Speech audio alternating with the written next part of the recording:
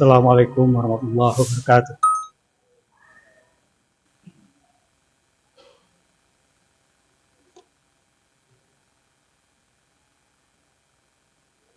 Innal hamdalillah nahmaduhu wa nasta'inuhu wa nastaghfiruh wa na'udzu billahi min syururi anfusina wa min sayyiati a'malina. May yahdihillahu fala mudhillalah wa may yudlil fala hadiyalah. Asyhadu an la ilaha illallah wa asyhadu anna Muhammadan abduhu wa rasuluh. Allahumma sholli wa sallim wa barik ala sayyidina Muhammadin wa ala alihi wa ashabihi ajma'in. Amma ba'du. Sidang Jumat yang berbahagia, puji dan syukur marilah kita senantiasa panjatkan kepada Allah Subhanahu wa taala, yang mana pada kesempatan hari ini atas rahmat serta karunia-Nya kita masih diberikan kesempatan untuk bisa menjalankan seluruh aktivitas mengisi masa usia kehidupan kita. Mudah-mudahan setiap hela nafas kita, setiap detak jantung, setiap gerak sendi kita dicatat menjadi amal soleh yang menjadi catatan bekal pertanggungjawaban kita di hari yang akan datang nanti. Sholawat serta salam semoga senantiasa tercurah kepada panutan kita, junjungan kita, Nabi Muhammad Sallallahu Alaihi Wasallam, atas upayanya hingga hari ini kita bisa memperoleh cahaya kebaikan, cahaya kebenaran, sehingga kita bisa berjalan pada jalan yang Allah ridhoi. Mudah-mudahan setiap aktivitas kita menjadikan bukti bahwa kita adalah umat Nabi Muhammad SAW, sehingga mudah-mudahan syafaat beliau itu menjadi bagian yang tidak terlepas dari keberuntungan kita di hari yang akan datang nanti. Hadirin sidang Jumat yang mengharap ridho Allah Subhanahu wa taala, khatib berwasiat, marilah kita senantiasa meningkatkan ketakwaan, kehati-hatian, loyalitas kepada Allah Subhanahu wa taala, sehingga sampai akhir hayat kita mudah-mudahan kita tetap berada dalam ketaatan, dalam takwaan kepada Allah Subhanahu wa taala.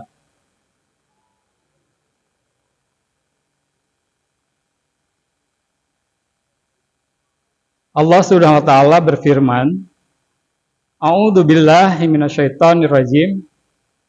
Zuyyina lin-nasi hubbus sahawati minan nisa wal banin wal qanatiril muqantarati minaz zahabi wal fiddah wal khairil musawwamah wal an'ami wal hars.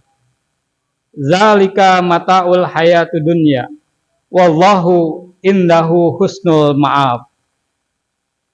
Hadirin sidang Jumat yang berbahagia, pada kesempatan khutbah Jumat pada kesempatan ini, izinkan khatib menyampaikan petunjuk yang Allah berikan kepada kita di dalam surat Ali Imran ayat 14.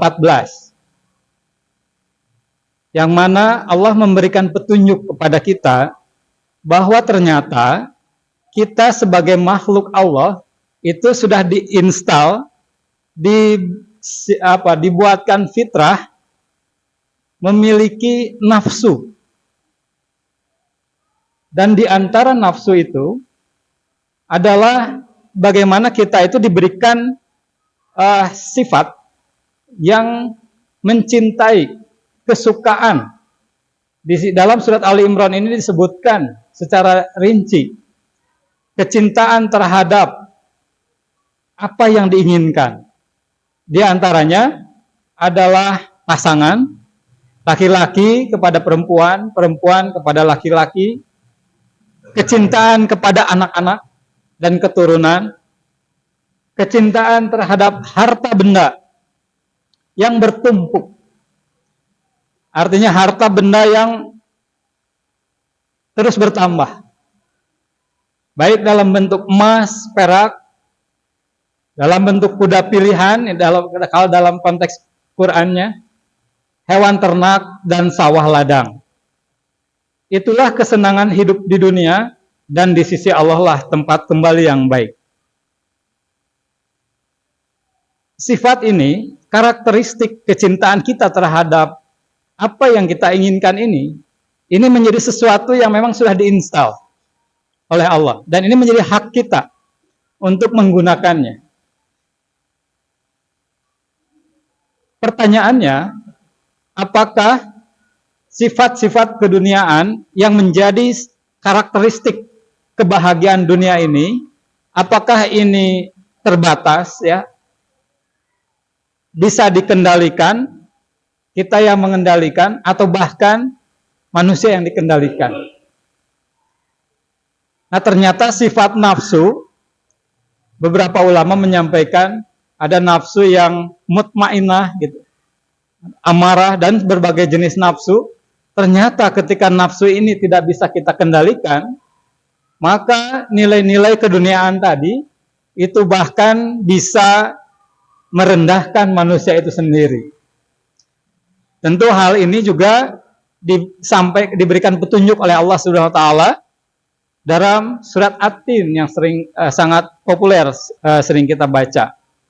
Laqad khalaqnal insana fi ahsani taqwim summa radadnahu asfala safilin. Manusia sudah diberikan sarana fasilitas yang luar biasa, sehingga manusia menjadi makhluk yang paling sempurna dalam penciptaannya, tapi manusia juga bisa dijatuhkan kepada tempat yang paling rendah. Ternyata di antaranya adalah pengendalian terhadap nafsu ini. Nah, tentu atas rahmat, karunia, kasih sayangnya Allah, maka setiap umat Allah turunkan nabi. Dan setiap nabi serta rasulnya itu membawa petunjuk.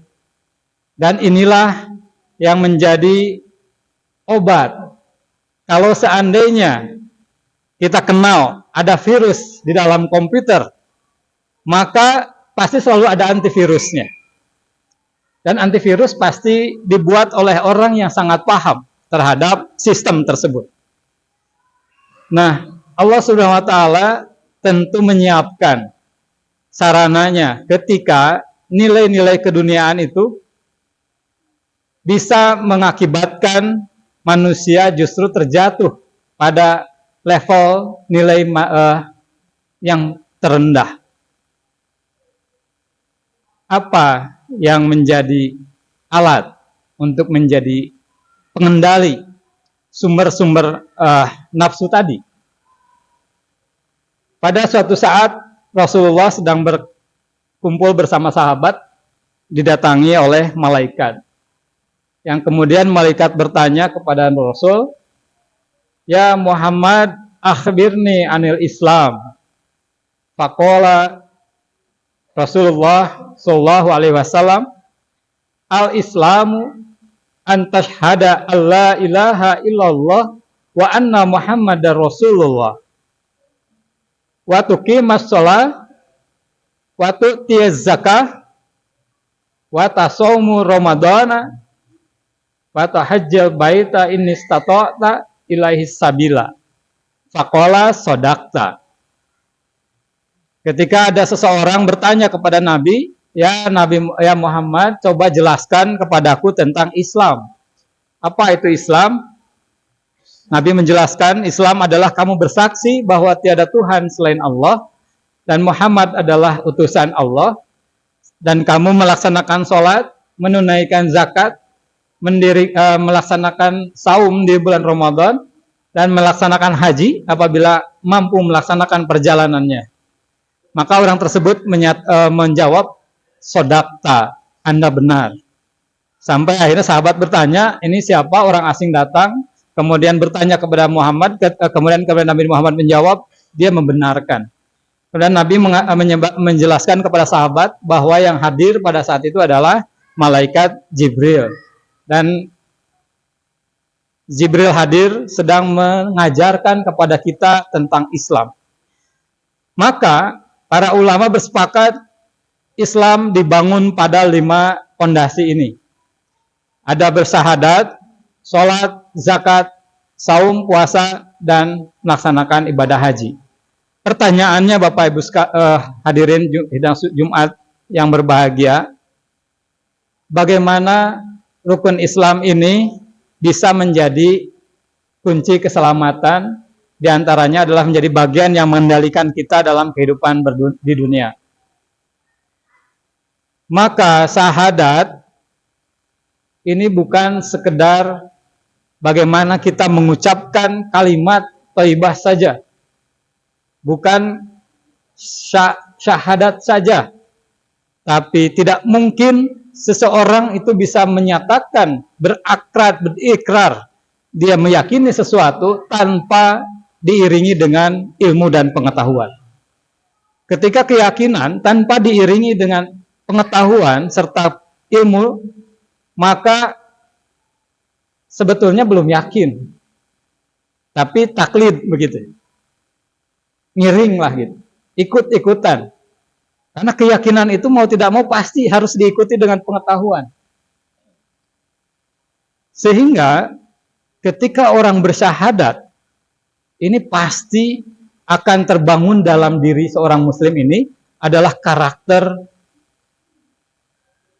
ilmu, semangat berilmu, semangat belajar. Orang yang akan selamat dari kehidupan dunia ini, maka yang pertama dia akan senantiasa punya semangat belajar dalam dirinya. Tentu belajar ini tidak harus di dalam lingkungan yang formal. Di setiap saat, setiap waktu adalah pembelajaran bagi kita semua. Maka dengan pengetahuan yang kita dapatkan setiap hari dimanapun, maka inilah yang akan menciptakan keyakinan kita. Seorang bisnismen, seorang pengusaha, dia akan yakin 3 tahun ke depan bisnisnya akan maju ketika dia sudah meyakini bisnis plan yang sudah dirancang. Meskipun ketika bisnis plan atau rencana bisnis yang sudah dirancang, pasti dicatat itu dalam tidak pasti. Tapi itu memberikan dorongan keyakinan bahwa selama 3 tahun sudah tergambar akan seperti apa gambaran bisnisnya. Maka syahadat ini adalah bagian yang akan membentuk bagaimana seorang manusia itu akan senantiasa terus mencari pengetahuan, selalu mencari ilmu. Sampai bagaimana ilmu ini di dalam Quran disetarakan sebagai indikator peningkatan derajat manusia. Sesungguhnya Allah akan mengangkat derajat orang yang beriman dan menuntut ilmu. Sholat, kalau kita terjemahkan secara bahasa, maka ini adalah membangun hubungan, komunikasi. Seseorang yang sudah memiliki pengetahuan bahwa tidak ada zat, tidak ada energi yang sangat besar yang bisa mengatur kehidupan ini, yang tidak bisa menjamin kehidupan ini selain Allah, maka otomatis kebutuhan hidupnya akan dihubungkan dengan Allah Subhanahu wa Ta'ala. Disinilah sholat yang akan membentuk bagaimana seseorang itu menjadi orang yang mandiri, orang yang tidak tergantung kepada makhluk selain kepada Khalik. Apa dampaknya ketika manusia memiliki kemandirian, tidak tergantung kepada makhluk?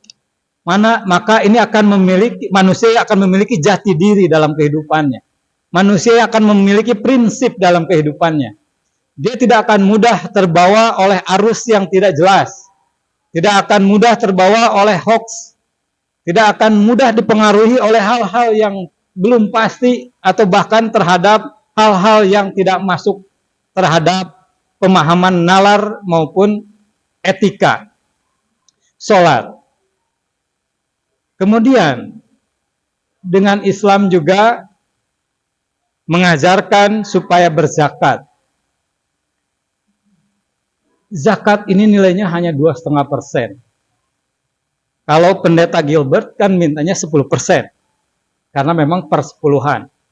Tapi zakat ini dikeluarkan bagi masyarakat muslim yang sudah memiliki kelebihan. Ketika hartanya sudah bertumpuk, maka wajib bagi umat Islam itu menyalurkan sebagian hartanya kepada masyarakat lain yang membutuhkan.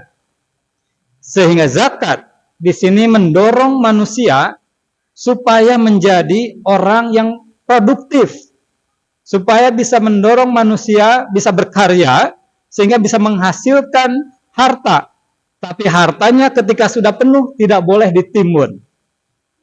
Harta yang sudah dimiliki sudah berlebihan, sudah idle, bahkan ada ukurannya dalam waktu 1 tahun dengan senilai 85 gram emas, maka dia harus mendistribusikan sebagiannya untuk masyarakat lain yang membutuhkan. Sehingga gerak ekonomi itu akan berputar. Ekonomi ini akan tumbuh menjadi gerakan yang adil dan mensejahterakan. Maka zakat ini akan membangun sistem sosial. Zakat akan membangun kehidupan masyarakat yang adil, tentram, sejahtera, dan makmur. Sehingga zakat bukan hanya urusan seorang muslim dengan Allah saja, tapi zakat ini adalah urusan manusia dengan manusia. Bagaimana manusia bisa membangun keadilan, manusia bisa membangun kepedulian, sehingga menciptakan ketentraman di dalam dirinya, sehingga tidak menciptakan rasa pemaksaan, tidak menjadi kejahatan. Saya masih meyakini diawali kejahatan itu adalah karena kebutuhan ekonomi yang mendesak. Karena lingkungannya dia tidak percaya akan membantu dirinya, maka dia memaksakan dirinya untuk mengambil alih hak orang lain. Sehingga terjadilah kejahatan. Dan saya meyakini akan terjadi sebaliknya. Apabila di dalam satu lingkungan masyarakat saling peduli, saling membantu, maka tidak akan ada masyarakat yang keluar dalam keinginannya untuk melakukan kejahatan. Karena akan saling membantu dan melindungi. Maka zakat ini akan menciptakan sistem sosial dalam kehidupan masyarakat kita. Jadi zakat bukan masalah sekedar 2,5%. Zakat bukan sekedar zakat fitrah di hari raya Idul Fitri. Tapi zakat adalah pembangunan masyarakat di lingkungan sosial. Maka umat muslim juga selanjutnya diwajibkan untuk melaksanakan saum di bulan Ramadan. Alhamdulillah kita baru selesai melaksanakan kegiatan yang sangat luar biasa. Ramadan ini bukan hari istimewa di mana pada saat itu kita memaksimalkan diri untuk mencari pahala. Tapi Ramadan adalah tempatnya berlatih.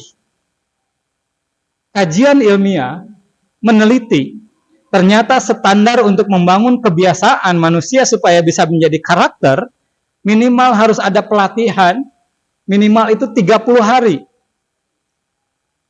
Sebagian itu bisa untuk 2 bulan. Sebagian lagi, pembiasaan itu bisa dibentuk dalam waktu 6 bulan. Jadi 30 hari ini bisa menjadi bagian standar seseorang itu untuk merubah kebiasaan. Ramadan dengan begitu limpahan pahala yang banyak, begitu buka akses kemudahan yang begitu banyak, ini adalah bagian dari bagaimana insentif yang Allah berikan supaya kita bisa melatih diri selama 30 hari. Menjadi pembiasaan, kita mengkaji nilai-nilai petunjuk dalam Quran, kita juga selalu menghubungkan diri kita dengan Allah pada sholat malam. Yang mana harapannya adalah supaya selama 11 bulan ke depan itu menjadi pembiasaan.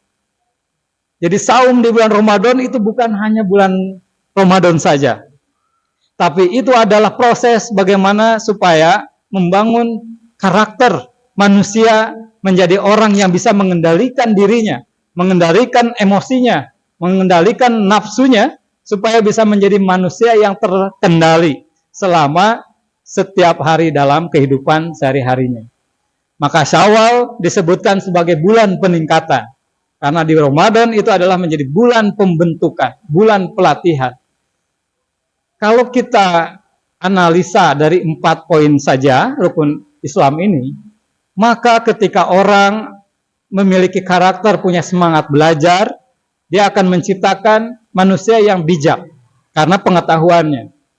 Kemudian dia juga menjadi manusia yang tidak tergantung kepada manusia makhluk lain, sehingga dia menjadi orang yang punya prinsip, punya kepercayaan diri, punya optimisme.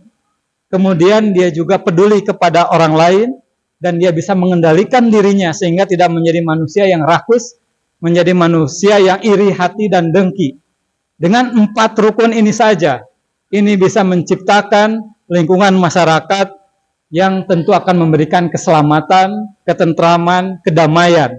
Dan itulah salam, itulah Islam.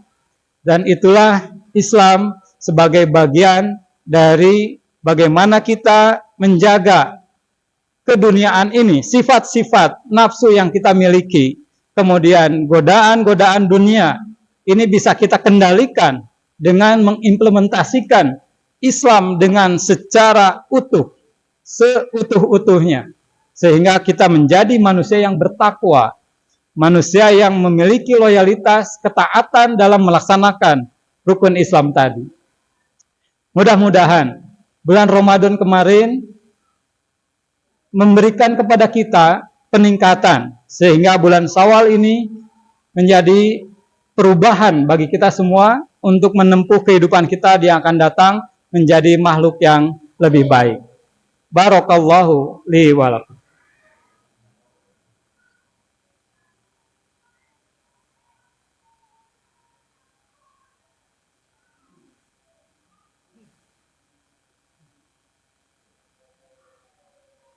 Alhamdulillahirabbil alamin, wassalatu wassalamu ala Rasulillah allazi la nabiyya ba'dah. Asyhadu an la ilaha illallah, asyhadu anna Muhammadan abduhu wa rasul. Pada khutbah yang kedua, khatib ingin menekankan pada aspek rukun Islam zakat, yang mana ini adalah bagian penting dalam membangun masyarakat. Ternyata literasi zakat ini sangat luar biasa, sangat banyak dan sangat detail bahkan. Kalau kita kaji, baik di Quran maupun di Sunnah, ternyata semua petunjuk yang mengarahkan terhadap zakat atau sedekah, ini ternyata adalah kunci untuk meningkatkan rezeki kita. Dalam surat Al-Hadid, Allah Subhanahu wa taala berfirman, A'udzubillahi minasyaitonir rajim. Innal musaddiqina wal musaddiqat wa qarradullaha qardan hasanan yudha'afu lahum wa lahum ajrun karim. Sangat banyak sekali ayat-ayat Quran yang berbicara tentang sedekah, infak dan zakat ini. Di surat Al-Hadid ini Allah menyampaikan sesungguhnya orang-orang yang bersedekah, baik laki-laki maupun perempuan, dan meminjamkan kepada Allah pinjaman yang baik, niscaya akan dilipat gandakan kepada mereka dan bagi mereka pahala yang mulia. Di dalam surat Al-Baqarah bahkan Allah menggambarkan orang yang bersedekah itu seperti menanam 1 biji kemudian menumbuhkan 7 batang, dan setiap 7 batang menghasilkan 7 tangkai, yang mana setiap tangkainya ada 100 buah, sehingga berlipat-lipat, beratus-ratus kali lipat sedekah yang kita berikan. Di sisi yang lain, Nabi Muhammad SAW menggambarkan orang yang bersedekah itu seperti orang yang memiliki sepasang kuda, kemudian kuda itu berkembang biak sampai menutupi bukit. Artinya, sedekah ini memberikan pahala yang tak terhingga. Kajian fisika kuantum ternyata menganalisis, meneliti, ternyata manusia ini adalah makhluk energi, makhluk yang memiliki kekuatan elektromagnet yang bisa mengeluarkan energi dalam pikirannya, sehingga apapun yang ada dalam pikirannya, maka dia bisa mewujudkan segala sesuatunya. Maka disinilah kita kadang bertemu. Kenapa ada orang yang tidak sholat, orang tidak berzakat, tidak berpuasa, tapi sukses di dunianya? Karena ternyata ini sudah fitrah Allah. Ini sudah takdir dari Allah bahwa manusia memiliki sarana yang luar biasa tadi. Siapa yang bisa memanfaatkan sarananya, dia akan berhasil. Dan apa dalam kajian fisika kuantum tadi? Syaratnya kita bisa memikirkan apapun yang kita inginkan bisa menjadi materi, mau rumah, mau mobil, bahkan katanya difikirkan sedetail mungkin. Syaratnya energinya harus terisi. Dan apa caranya untuk mengisi energinya? Yang pertama adalah bersyukur. Yang kedua, bersedekah. Yang ketiga, membantu orang lain. Ternyata sedekah ini dalam penelitian fisika ini adalah penukaran energi positif. Ketika kita mengeluarkan energi positif, maka kita akan menarik energi positif yang ada di dalam lingkungan kita. Kalau kita mengeluarkan energi negatif, maka kita akan menarik energi negatif dari dalam lingkungan kita. Ini hukum sainsnya. Ternyata inilah kenapa Allah mengajarkan sedekah itu, supaya kita senantiasa mengeluarkan energi positif dan menarik yang lebih banyak lagi nilai positif tadi. Sehingga sedekah ini adalah bagian dari bagaimana kita berkarya, bersikap, berpikir positif, berperilaku positif, berkarya positif, dan memberikan manfaat yang positif kepada lingkungan sekitar kita dengan apapun yang kita miliki. Maka di situ kita akan menarik energi positif tadi. Itulah yang disebut pelipat gandaan. Dan ajrun karimnya adalah pahala yang mulianya adalah maka kita akan ditempatkan di surga yang tentu di sana sudah tidak ada kenikmatan yang bisa ternilai. Hadirin sidang Jumat yang berbahagia, mudah-mudahan pada kesempatan Jumat hari ini kita bisa mengambil hikmah pelajaran kita selama Ramadan, kemudian juga mendalami, meresapi terkait nilai-nilai Islam sehingga menjadi bagian yang terimplementasi dalam kehidupan kita sehari-hari. Selanjutnya marilah kita sama-sama menundukkan kepala, merendahkan hati kita, berharap kepada Allah Subhanahu wa taala. Allahumma sholli ala Muhammadin wa ala alihi wa ashabihi ajmain. Allahumma ighfir lil muslimin wal muslimat wal mu'minin wal mu'minat al ahya'i minhum wal amwat innaka sami'un qarib.